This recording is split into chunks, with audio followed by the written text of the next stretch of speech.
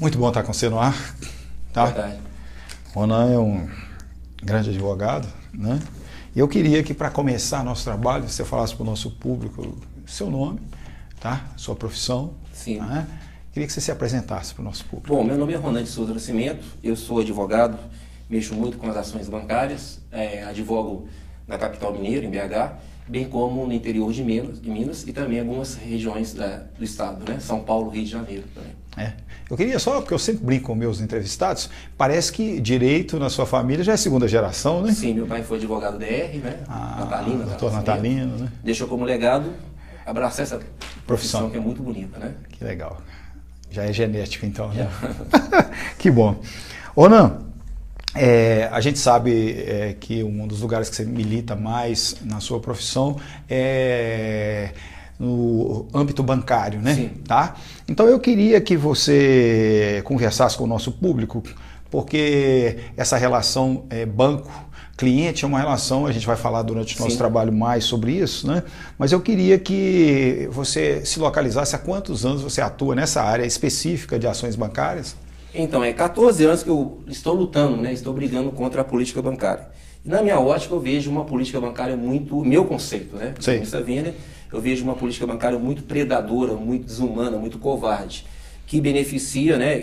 Que leva uma vantagem manifestamente excessiva em relação aos bancos ou entidades bancárias. O que seriam entidades bancárias? Financeiras, bancos, cooperativas de crédito, enfim. E, consequentemente, trazendo um prejuízo enorme a uma legião de consumidores, que somos nós, os consumidores, né?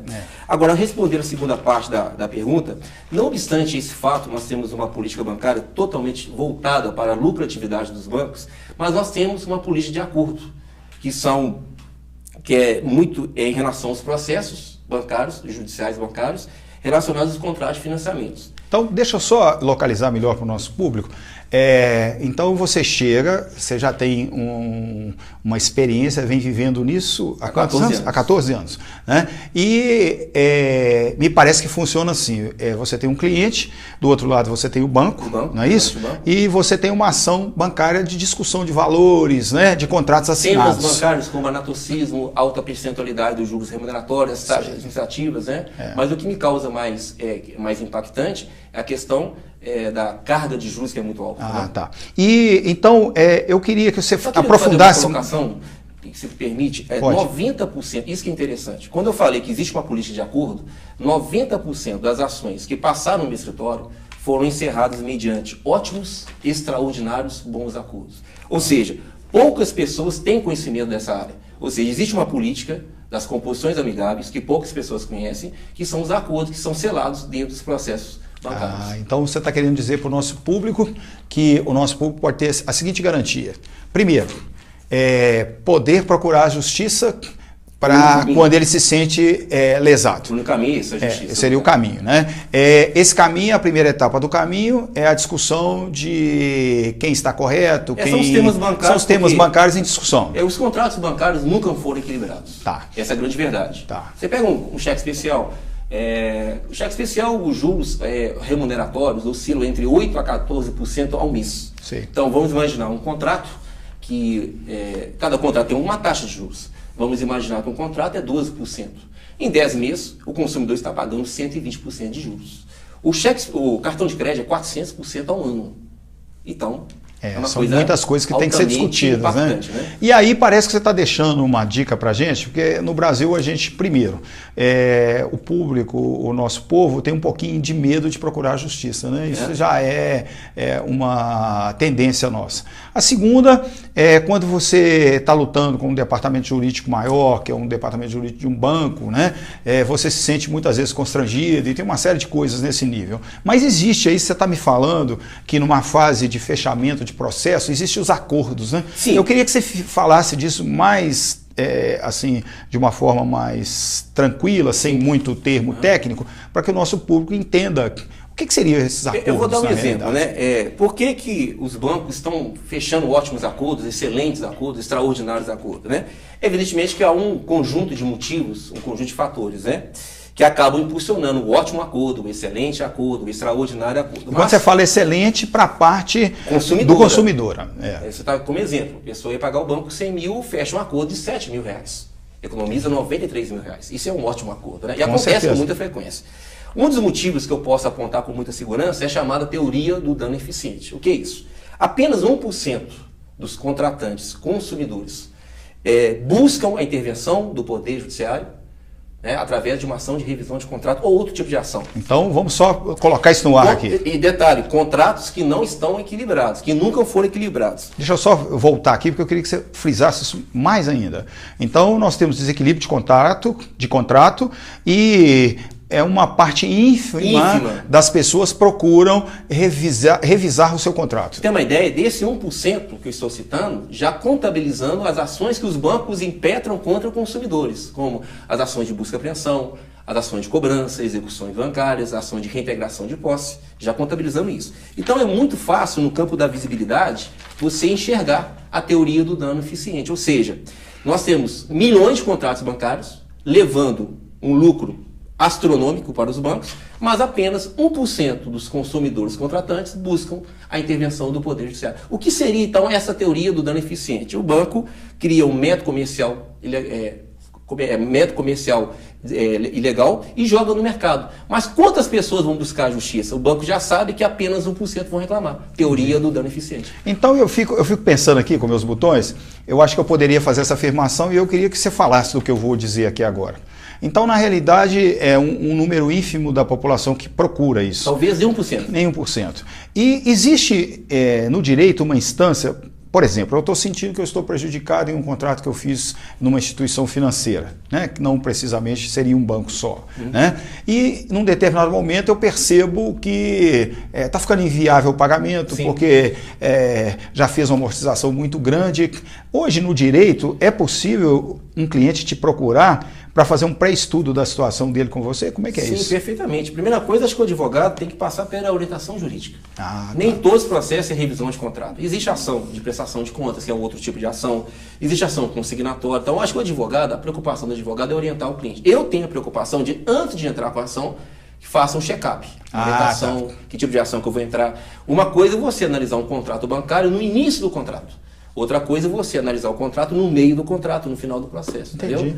Muitos consumidores buscam advogado quando já quitaram seus contratos. Vejo como a pior alternativa possível. Entendi. Então, conselho do advogado que mexe 14 anos. Está com um problema bancário? Primeiro, não tenha dó de banco. Porque o banco não tem a dó da gente. Não é isso? Sem dúvida. Você entrando com uma ação no começo do contrato, a chance, a probabilidade de você oferir um acordo é gigante. E poucas pessoas conhecem isso. Beleza, então vamos só dar uma repassada, porque eu acho que a gente está caminhando para um lugar legal. Então, nós somos um país que o sistema financeiro proporciona empréstimos para a nossa população, e a nossa população faz esse empréstimo, ela assina contratos, né, sempre sem uma orientação jurídica adequada. Você vê isso muito no jornal, no jornalismo, na mídia, né? A pessoa está devendo, procura o gerente, vai negociar com... Não, procura o advogado, ele que é a pessoa certa. Mas o advogado especializado. Entendi. Não aquele advogado que não tem, exatamente. Advogado que é especializado, porque ele já vai saber o pulo do gato, né? Porque, igual, volta a repisar, a política bancária de acordo era muito forte. Os bancos ligam para os advogados celebrando ótimos acordos, que ninguém acredita. Eu tenho colegas que mexem na outra área e quando eu falo que o cliente economizou numa ação R$500 mil, o cara não acredita, mas acontece. Mas quantas pessoas estão pagando cheque especial? Quantas pessoas estão pagando financiamentos bancários, fazem refinanciamentos?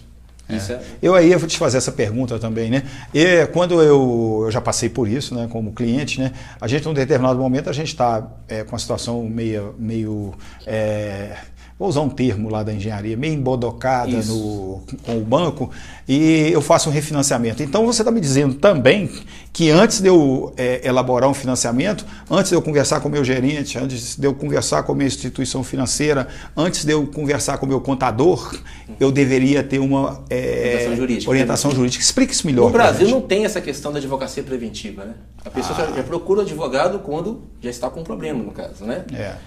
Muitas pessoas perdem veículos de busca e apreensão porque não tem um advogado orientando ali. Então isso é muito comum, essa é a nossa cultura. Vou citar um exemplo. Quando eu falo que tem 1% buscando a intervenção do Poder Judiciário, isso é o retrato da nossa cultura. Entendi. A gente ainda acha que o banco é muito poderoso. De fato, o banco é poderoso. Mas tem o outro lado da moeda, né? A lei do consumidor. As defesas do consumidor. Nós temos armas poderosas. Nós temos a lei de usura, nós temos o Código Civil, nós temos a lei especial do consumidor, nós temos uma decisão do Supremo que foi favorável ao consumidor. Basta o advogado lutar. Agora, podemos enfrentar outro problema. A benevolência e a complacência do Poder Judiciário em relação à política bancária. Isso é um fato. Você entra com uma ação, de repente está deparando com uma situação que o banco está cobrando 200%. O Poder Judiciário dá o aval disso. Só que, atrás dessa política, essa benevolência, existe a política bancária. Por quê? Qual que é a nossa grande arma para fechar um acordo com o banco? Usar o tempo. O tempo ele trabalha a favor do consumidor e não do banco. Então, uma ação que pode, às vezes um débito que você pode pagar a dívida em um ano, você entrando com uma ação em discussão essa dívida pode demorar 3, 4, 5, 6, 7, 8, 9 anos. Então quer dizer que esse interesse do banco também de resolver isso mais rápido. Então eu vou encaixar uma outra pergunta que eu acho interessante. Então quando você está falando que nós temos uma relação hoje complexa, né? Vamos falar assim, usando o Sponville lá, o nosso francês lá, você tem uma relação complexa entre o cliente e a instituição financeira. Exatamente. Tá. E nós estamos dizendo que o nosso cliente ele seria quase que um polo passivo dessa relação, né? Então, nós estamos dizendo também que seria necessário para o nosso cliente, né? Eu adoro o Dr. Drauzio Varela quando ele chega e aconselha o Brasil inteiro como se portar dentro de processos médicos, né? No direito nós não temos isso, na engenharia a gente não tem isso, né? Então, como o nosso cliente não tem isso, então ele ter sempre um advogado especialista nessa área para ele estar podendo conversar com ele. Então você está me dizendo que a par da gente ter as dificuldades jurídicas de resolução nos tribunais, nós temos o banco já numa posição já de supremacia. Sim. Né? Eu queria que você apontasse, então você elencasse para a gente melhor isso, na realidade, quais são os fatores negativos que o cliente sofre a intervenção desses fatores quando ele entra na relação. E quais são os fatores positivos? Né? Porque eu estou pensando aqui, se eu tenho um acordo que pode ser bom para mim, isso é um fator positivo dessa relação. E poucos conhecem.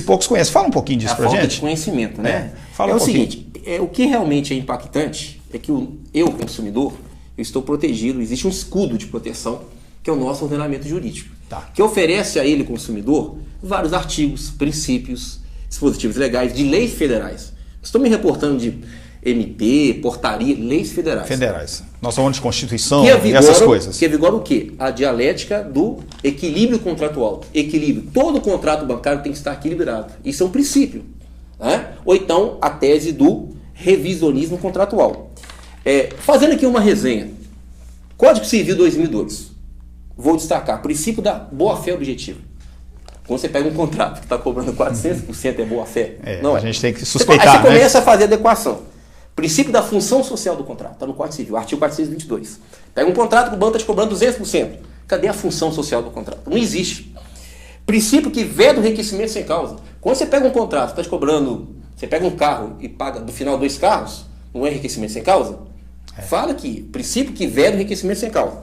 Você pula para a lei de usura, aí você começa a enxergar coisa muito mais profunda, mais política do que jurídica. Há 83 anos atrás, 82 anos atrás, minha mãe nem nasceu. Tinha nascido, já tem ideia de ser bisavó, nem tinha nascido. Já tinha uma lei que condenava juros capitalizados. Há 83 anos atrás, já tinha essa lei de usura que condenava juros remuneratórios acima de 12%. Há 83 anos atrás, já dava o direito ao contratante o direito à repetição de débito. Correto? Temos a lei especial do consumidor, a lei consumerista, que é a grande arma do consumidor. Vou destacar o princípio da boa-fé objetiva, o princípio do equilíbrio contratual, a política contra a prática abusiva. Está tudo no código, pessoal. Então quer dizer que tem coisas positivas demais a serem usadas, né? Não acabou não, como se não bastasse. Temos a nossa lei maior, nossa carta política. Destaque para os princípios da isonomia e da igualdade. Entendi. O princípio da moralidade, enfim. Então, mesmo diante, o que eu quero concluir, mesmo diante de um cenário, um riquíssimo repertório em favor do chamado equilíbrio contratual, que é essa tese que eu estou batendo sempre, ou a tese do revisionismo contratual, ou da revisão dos contratos bancários, vejo como fator negativo, permissa vênia aos julgadores, mas vejo a nossa justiça muito benevolente com a política bancária. Evidentemente, Luiz, nós vamos encontrar julgadores que se colocam contra essa política bancária, que se coloca contra a prática abusiva, que se coloca contra o enriquecimento sem causa, mas a grande verdade é que a maioria, lamentavelmente, a maioria dos nossos julgadores e magistrados se colocam a favor dessa política bancária. Agora, em relação, no tocante, o lado positivo, veja bem, talvez seja a única área da advocacia que o advogado, não obtendo um resultado satisfatório dentro de um processo judicial, de uma ação bancária, mesmo assim os bancos celebram ótimos, excelentes acordos. E esse acordo, na realidade, o advogado está presente, né? Lógico, seria isso. Agora, isso que é interessante, os acordos não dependem de um ato sentencial do juiz. Entendi. Ou então o acordo não depende de um acórdão, que é uma decisão proferida do tribunal. Uma jurisprudência, qualquer coisa. Não depende, os acordos são selados entre os advogados. Isso que é o lado positivo, que poucas pessoas conhecem. Então, nós já estamos caminhando já para o nosso final, né? Do nosso trabalho. Eu já queria deixar no ar aqui outros convites para estar com você no ar. Eu acredito que esse assunto ele é de fundamental importância para todos nós, né? A gente tem conhecimento que o nosso ordenamento jurídico ele tem um valor assim, muito interessante, muito bem feito, né? Tanto que você falou aí de coisas de 80 anos atrás que já nos garantiam... 82 anos atrás. Né? Isso que é chocante. Então, eu queria que você fechasse o trabalho hoje, porque em off você estava me falando que vai começar agora um trabalho de aulas, de cursos para advogados. O meu objetivo, Luiz, é o seguinte, não é o lado conceitual. Qualquer matéria você pesquisa no Google, né? Exatamente. O que é juros capitalizados? Você vai encontrar vários artigos, a informação chega rápido, né? Esse curso é estratégia, o lado prático. Como o advogado vai conduzir um processo? Aquele advogado que acabou de sair da faculdade. Ou então um advogado que sempre trabalhou na área de família, na área criminal, de repente começa a advogar nessa área. Eu, particularmente, eu vou construindo a minha advocacia dia após dia. A cada dia eu vou aprendendo. Lógico que o que vai fazer o advogado ficar bom na área é o dia a dia. Mas com esse curso ele já vai poder fazer os primeiros passos e também advogar com uma certa segurança. O que a gente percebe com muita frequência, advogados que não mexem nessa área, fazendo péssimos acordos, deixando o cliente totalmente desorientado. O meu curso é o objetivo de deixar o advogado já apto para fazer uma advocacia. Então eu acredito, nós vamos deixar seu contato no ar. Mas eu gostaria de fazer uma colocação. Pode fazer. Eu queria colocar 3 exemplos. Eu não estou fazendo nenhuma crítica ao Poder Judiciário, mas que provam, rapidamente, a benevolência, a complacência do nosso Poder Judiciário em relação à política bancária. Que para nós, advogados, que somos legalistas, né, que defendemos a lei, é chocante. Primeiro exemplo, lei de usura, que você falou agora. Uma lei de 33. Decreto 22.626-33. Há 82 anos atrás, volto a repetir, já estava condenado juros capitalizados. Há 82 anos atrás, já estava condenado juros remuneratórios acima de 12% e dava o direito à repetição de débito. Alguma coisa mudou nisso? Nada. Nada. Correto? Segundo exemplo, muitos juízes estão aceitando. Isso eu acho um grande absurdo, um grande escândalo. A convalidação, a legalidade da capitalização de juros, que é o encargo contratual, que não deixa o contrato equilibrado, diga-se de passagem. Um fator desequilibrante, né? Em cima de medida provisória, que não é lei. Medida provisória não é lei. E veja bem, quando se fala em medida provisória, aí eu vou chegar a uma coisa mais escandalosa. É preciso, como condição sine qua non, ou seja, condição necessária, urgência e relevância. Eu pergunto, onde estaria a urgência e a relevância da medida provisória 2170-36-2001, que autoriza juros capitalizados? Confesso que eu não consigo entender. E mais um exemplo recente agora. Em 2013, surgiu uma nova lei. A Lei 13.081-2003, salvo menor engano, que acrescentou no nosso caderno processual o artigo 285B do CPC, ok? Permite, dentro de um pleito revisional, você consignar um valor incontroverso. Isso está na lei, ó. A lei fala, o consumidor, valor incontroverso. Acontece que a maioria dos nossos juízes não vem aplicando esse artigo, que beneficia o consumidor.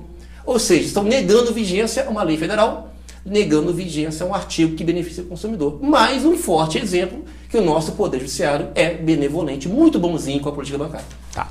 Eu queria, então, nós vamos deixar seu contato no ar, tá? Nós vamos deixar seu contato dos seus cursos, tá? Nós vamos deixar o seu contato para que os clientes possam te procurar para consultas, né? Não só para estar entrando com o processo. Inclusive, segunda, quarta e sexta, na rua Guajajares, 1470, sala 1104. Segunda, quarta e sexta eu dou orientação jurídica gratuita. Beleza. Orientação jurídica. Nós vamos estar colocando independentemente se a pessoa vai fechar comigo ou não.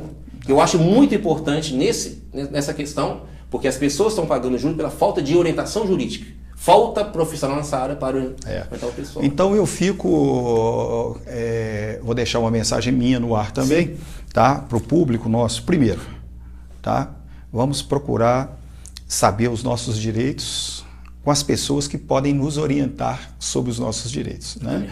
E essa pessoa ela tem que ser alguém ligado à área jurídica que trabalha na área de prevenção, né? De reeducação do nosso cliente para que ele possa celebrar contratos, para que ele possa ter segurança, né?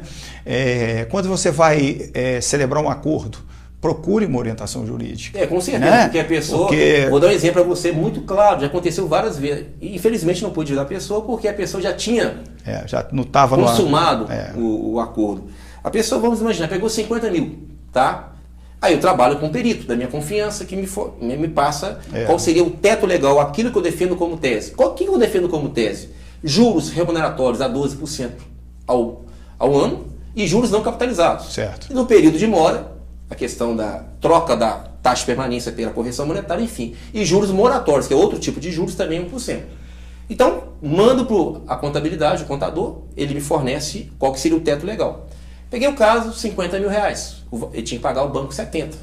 O banco, na contabilidade do banco, nunca vai casar com a minha contabilidade. Estava cobrando 120 mil reais. Aí, só que o banco falou, não, paga 80. Pô, de 120 para 80 mil é um excelente acordo, mas não é um excelente acordo. Eu tinha que pagar 70. E se ele entrasse com uma ação na justiça uma ação que demora muito tempo, que pode ter primeira instância, segunda instância, STJ, STF, ação rescisória, enfim, uma ação que pode demorar uns 20 anos, ele poderia fechar um acordo em 20 mil reais e fechou 80 mil reais. Isso acontece toda hora. Entendeu? Então... Outra questão muito perigosa, o refinanciamento. Cuidado com a palavra refinanciamento. Significa, o meu conceito, é adjetivo de arapuca, de armadilha. É comprar mais dívida. Quantas pessoas que são orientadas, são engenheiros, médicos, são até empresas, têm conhecimento, mas na hora de faz o refinanciamento, está comprando mais dívida. Bastaria um advogado que mexe nessa hora para abrir uma discussão na justiça e quem sabe não, com certeza fechar um ótimo acordo. Então eu queria te agradecer a presença. Muito obrigado. Tá? Eu tenho uma consideração muito grande por você.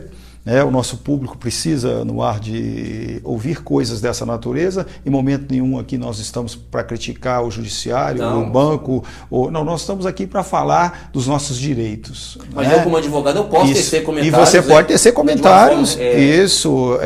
Como você fez aqui respeitosamente. Mas eu vejo também muitas coisas. Cabe o advogado também, como o defensor do consumidor, alegar esses fatores que eu acho. Eu me lembro muito aqui de uma grande amiga minha, dona Lúcia Pacífico, né? Essa pessoa tão importante na defesa do consumidor, né? O Dr. Ralph Nader, americano lá, que é o